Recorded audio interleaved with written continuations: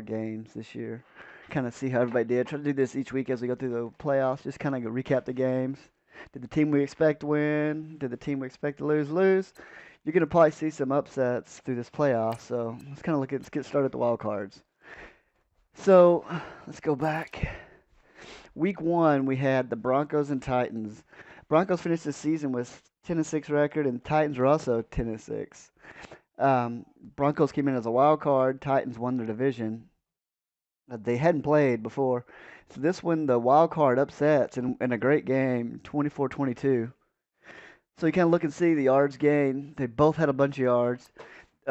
Broncos had a better balanced attack, rushing yards, passing yards. But man, 200 yards rushing and 150 yards rushing. Uh, you can tell most of the teams this year in the playoffs, if you can't run the ball, you're not going to win. And generally, my theory is the team with the most passing attempts loses. And we'll see how that plans out through this playoff, see if that holds true or not. Um, Turnovers are going to be the key. Team with the most turnovers always loses pretty much. So you can see the more you pass it, the more your chances of turning it over are.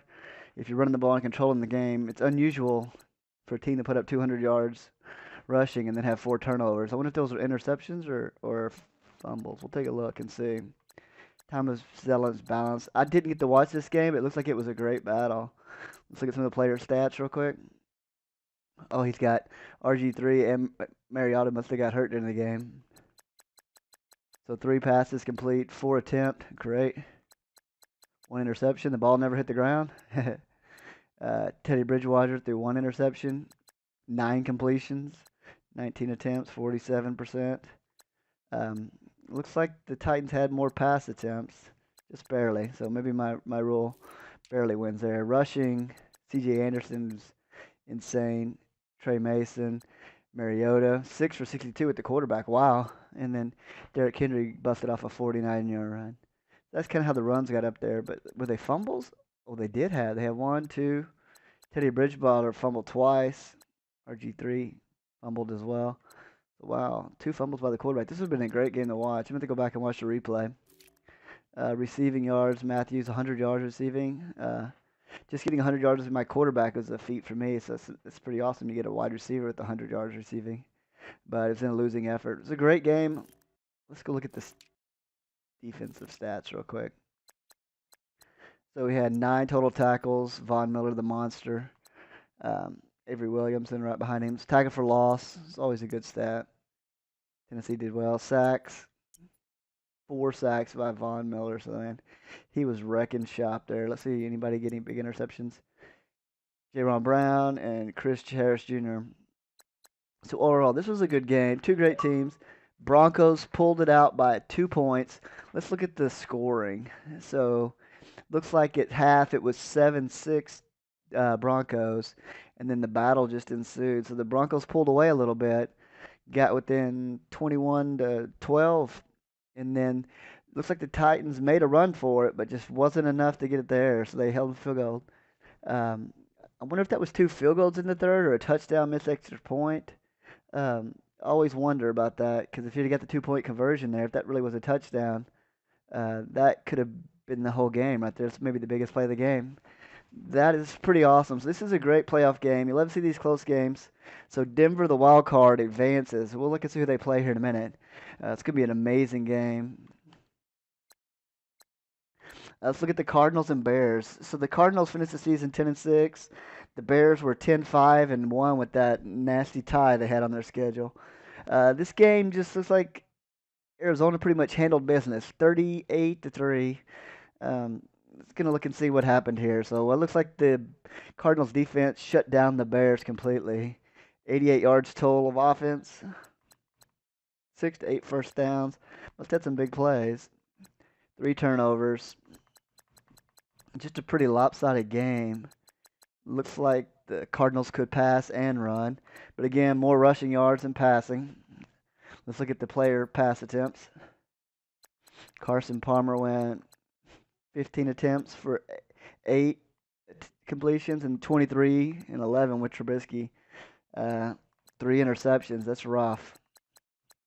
47, 53% passing. So I'm telling you, the running game is going to be key. Whoever can stop the run the best is going to probably win this Super Bowl, make the big games. It'll be very exciting to see. You know it's coming, see if you can stop it or not. So that's going to open up some big pass plays as well, especially the play action. So Andre Ellington went 200 yards, 8 yards a carry. Looks like he just had a great day. Trubisky had 2 fumbles as well. Receiving, Howard, 8 for 39 yards. Man, that's a lot of short. So you got 5 yards of reception. That's super short. And here, John Ross busted it open. What a rookie coming in, 120 yards receiving. I'm sure that great running game opened up the deep pass because, I mean, you're giving everything you can to stop the running game. The Cardinals are going to be good. It's going to be interesting to see how they play because it's a big statement game. Come out and win 38-3 in the playoffs. Look at defense real quick. Tackles for loss, my favorite stat in the game. 2-2-2. Looks like they were all over the place. Let's see the sacks. Dunlap had 4. Buchanan had 1. And Wheeler had 1. Chicago got 1. And then Jones. Man, there's a lot of sacks. And then INTs. 2 by Graham. 1 by Freeman and 1 by Nelson. So overall, this game was Arizona's all the way. So looks like they had a big second quarter, ended halftime 21-3, and then just added on a little bit in the third, and then the fourth just kind of piled it on some more. 38-3 in the playoffs. That's big. So we'll see how Arizona does going into this. Being the away team, so that's 2 away teams that won. That's interesting. Both of the Wildcards won their game in the first sections. Let's go to the third game of the weekend. So this is the Raiders versus Ravens. Sorry about that. This one was very surprising. I didn't get to watch it, but it sounds like Mr. Moe was on the Ravens side. The Ravens ended the season 13-3, and the Ravens were 9-6-1. This was very interesting. So the Ravens struggled to win their division, and they pulled it together in the end and got some wins. So I guess they got the momentum going. The Raiders had 3 losses. They lost to the Chargers. They lost to the Eagles, I believe, near the end. And then also in week 5, I believe, or week 6, they actually played the Ravens. And the Ravens won that game 45-21. So the Ravens really know how to move the ball on the Raiders 2 times in a row. At 30-0, you don't shut Mike out very easily. So this was going to be interesting to look at the stats. Total offensive yards by the Raiders is 66. That's unheard of. I believe he had the number 1 passing attack and possibly the number 1 rushing attack. So his team just couldn't get anything going. I'm going to have to watch the video on this, see what kind of defense the Ravens were running because they got some secret sauce there, or maybe they got HGH. But you can see the rushing game was on for the Ravens. Passing yards, not too spectacular, 116. That's just pathetic. But you're going to see that a lot. If you get over 150 yards passing, to me, that's a great day. And with the Madden today, but be very interesting. 12 first downs to 4 first downs. So the Ravens were moving the ball, getting those first downs. So time of possession should be way in the Ravens. Right. And 5 turnovers to 1. That's something you don't see the Raiders do. And they generally cause a lot of turnovers. So the momentum just must have been all on the Ravens side. And third down conversion, 0 for 2. Time of possession is not as lopsided as I thought. 11-16. Took some of the player stats. So Huntley, this is crazy. Second-year player. He had 12 completions out of 17 attempts. Very efficient, 70%. That is amazing. And then Carr, who's a great quarterback, he threw the ball 21 times. And I still say whoever has the most pass attempts is going to be the loser.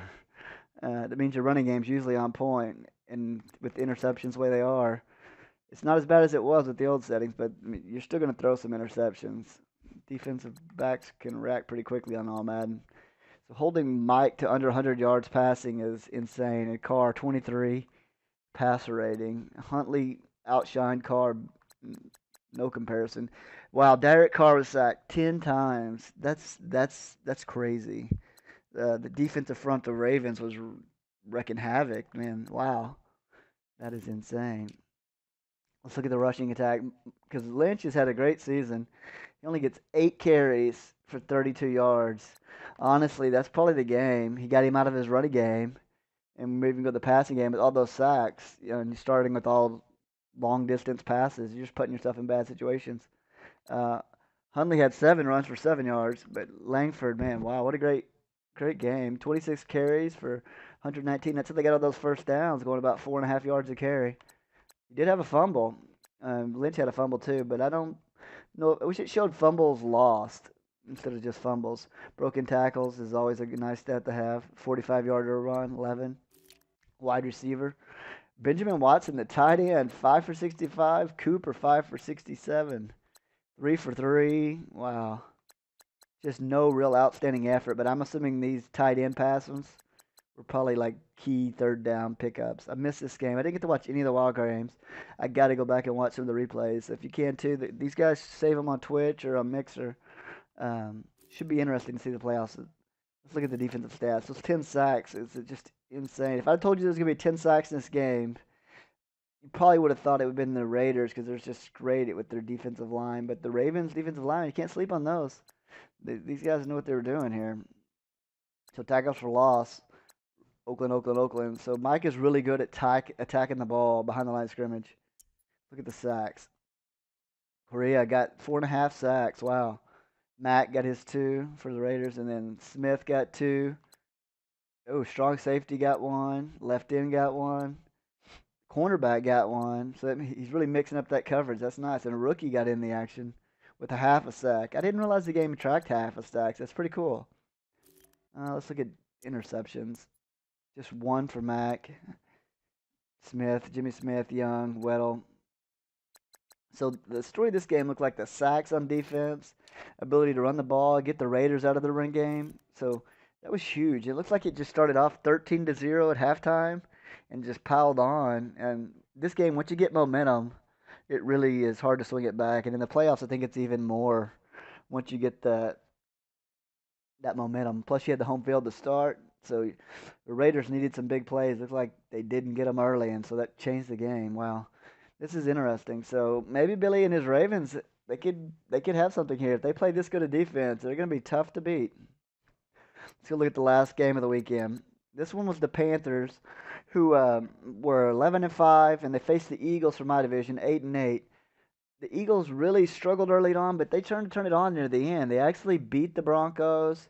They whipped me a few times, so they really had it going on. They had a 5-1 NFC East record. So coming in this game against non-NFC East teams, they're 3-7, which is not good.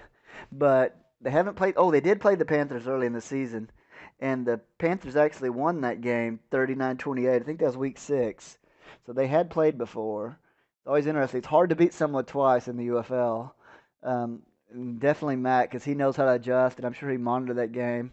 Came in with a whole new game plan, and you can see 36-13. So this one, we had 3 blowouts this week and 1 really close game. I'm sure they'll get closer as they go into the divisional round. But let's look at the Eagles and see how the stats worked here. So rushing yards, wow, 103-97. It's pretty balanced. Passing offense, the Eagles actually had more passing yards.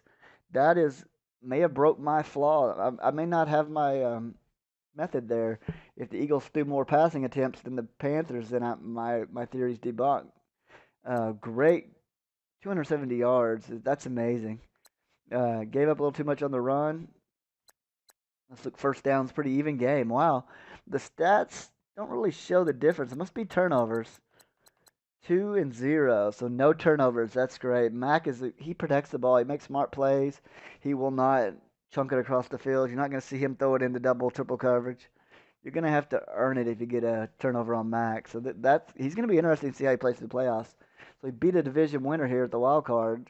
So that's pretty impressive in its own. It's going to be an interesting divisional round. See who they play. You can see time possession 11-16. Look at some of the player stats real quick. Really interested about the passing attempts. See if I'm wrong. Wentz had a great rating, 155. Wow. Newton's 30. So 300 yards passing. That is amazing. And the key stat, no interceptions. He's making smart reads. He's making smart plays. The Eagles could be the team to come in as a wild card, 8-8, and go all the way. It's gonna be interesting to see how they do. There's some really good teams in the next round, so let's see how it turns out. 2 interceptions by Newton. So he only completed 10. He passed it 24 times, 14 of 18. Wow. 77%. His average yards per attempt, 17. So he's not dinking and dunking. He's actually pushing the ball down the field compared to 7 yards per average pass and only 41%.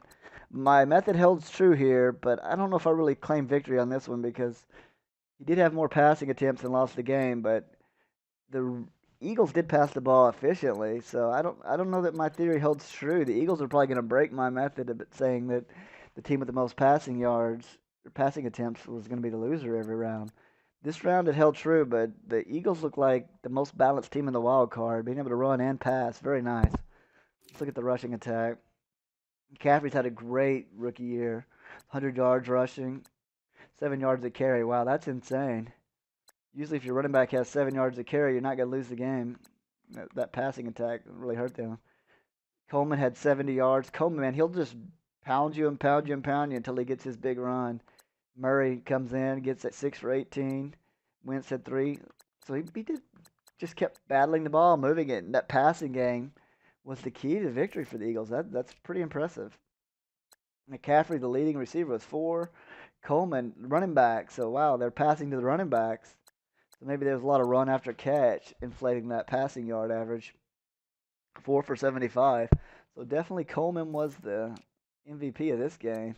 70 yards on the ground, 75 yards in the air. And Trey Burton got us 3 for 70. That's pretty impressive. 23 yards a carry, 1 TD. Conley pulled in the other, it looks like. Well, this looks like it was a pretty good game. The Eagles dominated. I expected this to be a little closer, to be honest. But the Eagles, they're good. Mac's going to be a force to be reckoned with. Let's look at the tackles for loss, my favorite stat again. Jordan Hicks, love that guy. Wish he was on the Cowboys, but we'll get that. Sacks. So, wow. So, 1 1, 1 1, 1 1. So, half sacks, interceptions. A lot of sacks from a lot of different guys. Golston and Jenkins, I mean, their defensive secondary, they'll make plays on the ball. Look how short this guy is, 5'9", but man, he's jumping on the ball. 42 yards too. Wow. So overall, this is a good game. Let's kind of recap it here. So we look back, and we're almost to end the stream soon. I'll put this on YouTube. We'll see how it goes. So Denver came in, won as the underdog, as the wild card. That was a great win. Then the home team lost again. The Ravens were the only home team of the weekend. Oh, no, I got to take that back. The Eagles won it. Eagles did win their division, so the Panthers were the wild card team. So even though the Panthers had a better record, the Eagles won. So it looks like we had 2 wild card wins, and then we had the division winners pulling through 1-1 each on the NFC. So let's go take a sneak peek at the divisional round and see what's out there. So this Broncos Chargers is going to be must-see TV. I got to look and see when this game's scheduled. I haven't seen that yet. Ooh, the Cardinals and the Buccaneers. The Buccaneers were my team that I expected to win this thing based on some of the gameplay I've seen. He came in midway through the season, but he's really good. But if the Cardinals play like they did in the wild card round, could be a different game story than I was thinking. This game's going to be critical. It's going to be amazing. And then the Ravens and Jets. So the Jets are not like the real Jets. This is going to be a fun game to watch. Billy's trying to get into the NFC, the AFC Championship game. That'll be amazing to see how this game goes. The Jets, a new owner, so it'll be a really good game to see who comes in and wins this one. And then the Eagles Seahawks. This one's gonna be, defensive juggernaut strategy game. Both these guys call plays like you wouldn't believe. They'll set you up. They'll run a play, and just to make you think they're gonna run another play, and then all of a sudden, next thing you know, your guys are getting totally beaten, but you don't feel bad about it because you know they set it up. Play action is great with both these teams because they have such strong running games. This is going to be a very, very interesting game. Very, very interesting game. So these are guys, one of these 8 teams will be a Super Bowl champ for 31. So both the Broncos are new. The Chargers have a ton of Super Bowls. Both the Cardinals and the Bucs are new. The Ravens are not new, but the Jets are new. We got Mac and DB Black Plague here for the Seahawks. They're not new. So we got a few new guys. It would be really cool if we could see some new guys in the Super Bowl. 31 season. So it's gonna be great. I'll try to do this recap after each round if I get time. If I may have to do two and one, if in case I miss one, but I'll do what I can. I'll put this on YouTube, and it's gonna be fun to watch. And we'll do like a Super Bowl champion preview game. Just do maybe have some guys call in. We'll see what we do. Talk about what's going on in the league and get ready for the draft and see if there's any big trades going on. But it's just gonna be great. I may even do a live broadcast of the Super Bowl if I can figure out how to do it. Would be interesting. Be cool to do. So catch you next time. I'm gonna end the stream here and can't wait to see who ends these divisional games. Talk to you later.